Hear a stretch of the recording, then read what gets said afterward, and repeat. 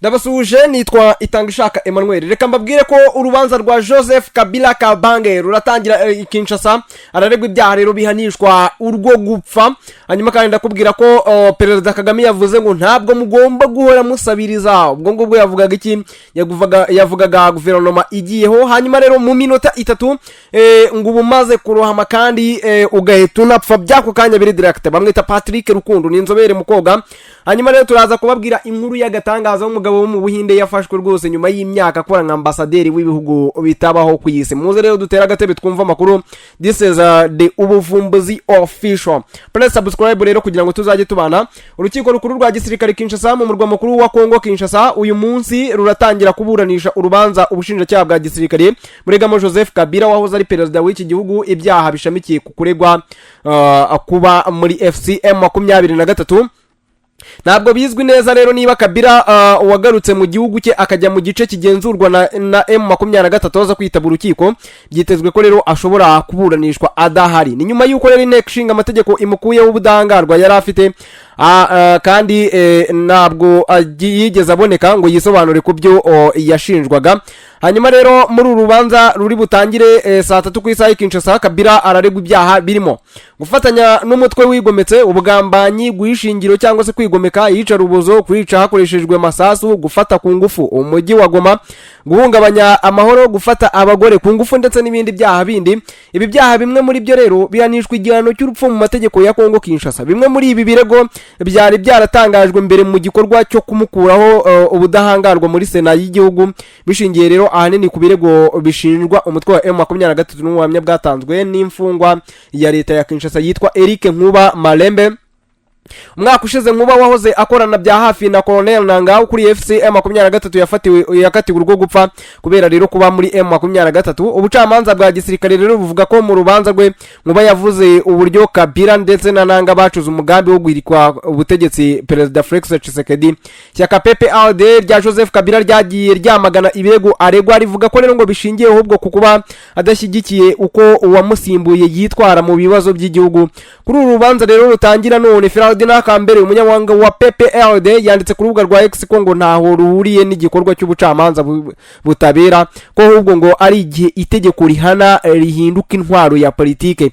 Aravuga ati ruje uru rubanza mu gihe ubutegetsi bwa Felix Antoine Tshisekedi bucitse intege muri politike na diplomasi, buri gushaka kugenza rubanda imbere yo kugamburuzwa kabiri. Ahavuga ku masezerano ya Washington na Doha, avuga ko ngo Kinshasa yiyemeye kubera intege nke z'igisirikare ndetse no kwemera kuganira n'umutwe yitaga uwiterabwoba n'igikoresho cy'u Rwanda. Perezida Tshisekedi yagiye ashinja Kabila igihe yari yaravuye muri Kongo ari we muntu nyakuri uri nyuma y'umutwe wa FCM 23. Nyuma Kabila rero wari waragiye muri Afrika y'Epfo avuga ko ngagiye kwiga, yatangaje ko ngo iyaza kuba afasha M23 ibintu nibiba bimeze uko biri.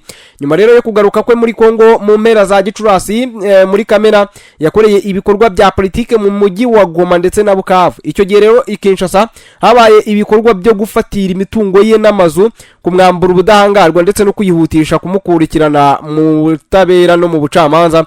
Abitabiriye ibiganiro bya politike yakoresheje Goma na Bukavu bavuze ko Kabila yifuza ko haba ibiganiro bihuza abanyekongo bose mu gushaka umuti urambye ku mutekano muke mu burasirazuba ndetse n'ibibazo bya politike ya Kongo muri rusange.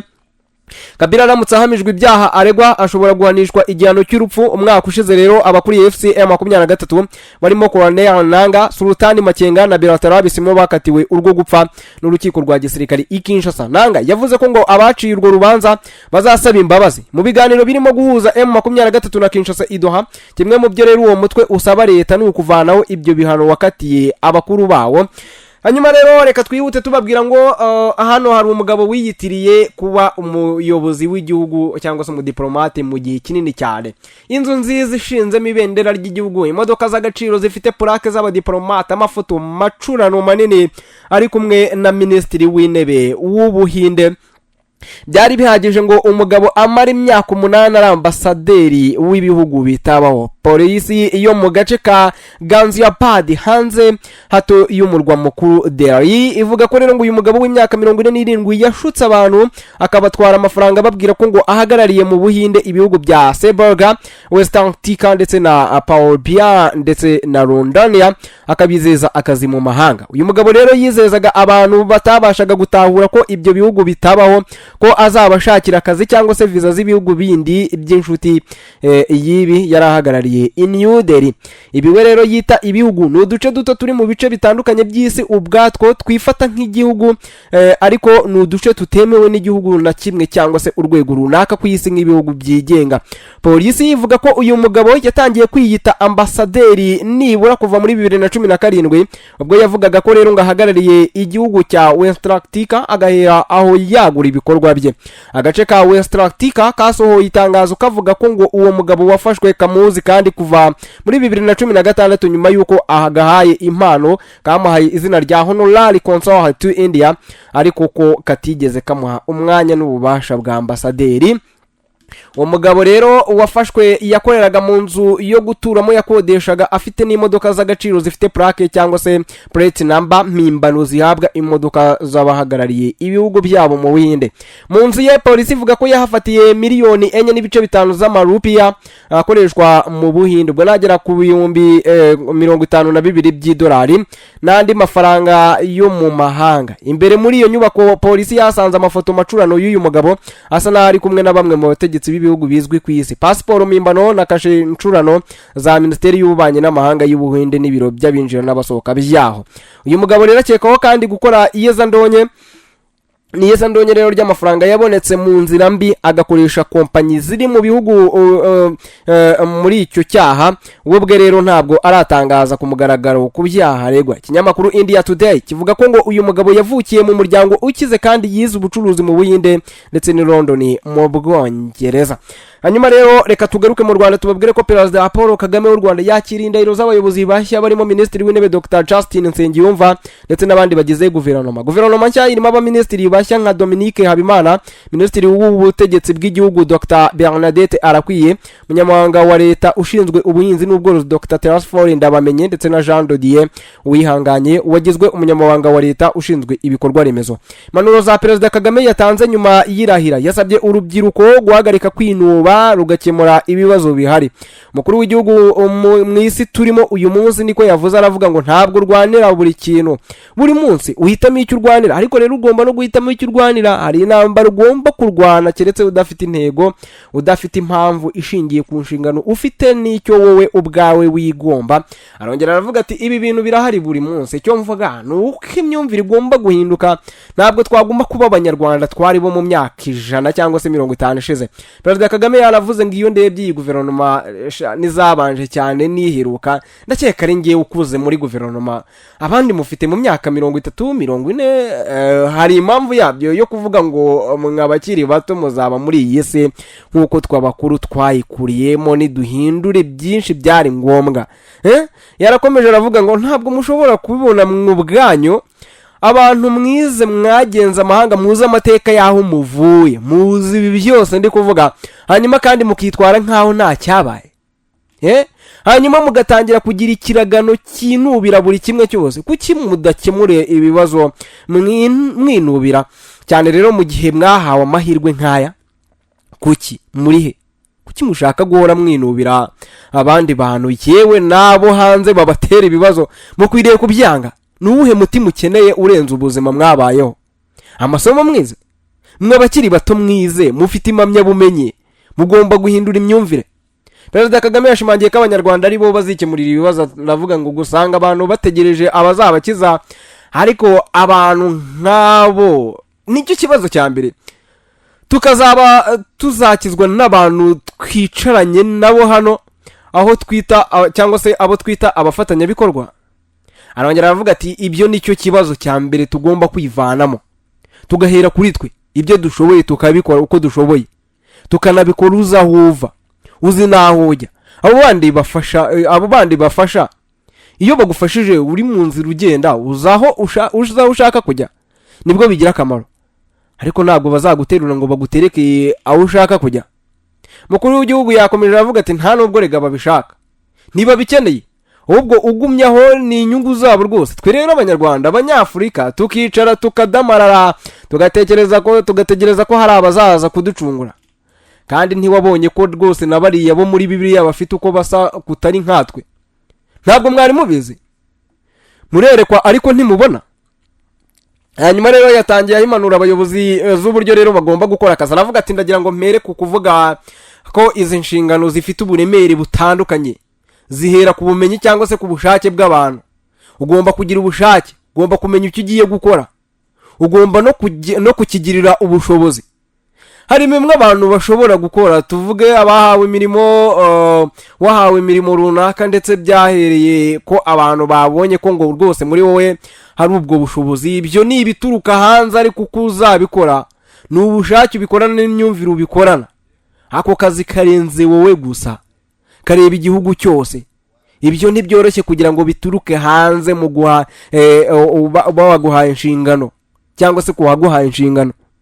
Ni wowe birimo, uko ubikoresha uhereye ku bikurimo. Ibyo ni ibya rwose abantu bakwigisha, bakwibutsa, bakubwiriza, bakora ibyo ari byo byose, ariko iyo bitakurimo ngo byumve ibijyanye n'izo nshingano biri muri wowe, akazi ntabwo kaba gashoboka kugenda neza. Perezida atangiye kugeza ijambo ku bitabiriye uyu muhango. Perezida Kagame abanje gushimira Minisitiri w'Intebe ucyuye igihe Dr. Edouard Ngirente ku kazi keza rero yakoze mu myaka yari amaze mu nshingano. Ngira ngo ni ibyo ngibyo rero yavuze n'amagambo menshi avuga ku banyafurika ati dufite inshingano, kuki tubyanga, kuki mubura kubyamagana, cyangwa se ntabwo ugomba gutungana nawe, ugomba kugaragaza ikibazo, ugomba kugaragaza haba kuri mwebwe bwa mbere ndetse no kubw'abandi. Hanyuma rero Perezida Kagame yanavuze ko ngo hari ubwo abantu bumva ko rwose bagiye gukora ibikwiye kubera ko ngo hari abandi babibategetse, nyamara atari byo.